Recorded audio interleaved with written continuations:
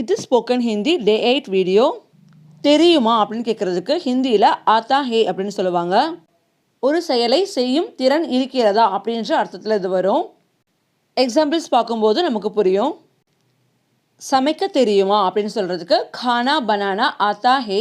கானா அப்படின்னா சாப்பாடு, கானா பனானா அப்படின்னா சமையல் செய்வதும், ஆத்தா ஹே அப்படின்னா தெரியுமா.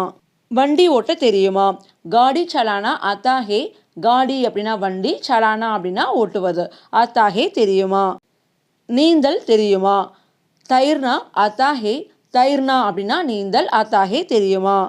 ஹிந்தி பேச தெரியுமா, ஹிந்தி தெரியுமா.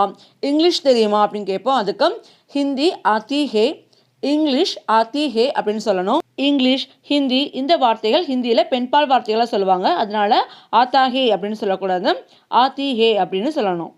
ஃபுட்பால் விளையாட தெரியுமா, இது எப்படி ஹிந்தியில் சொல்கிறது கமெண்ட் பண்ணுங்கள்.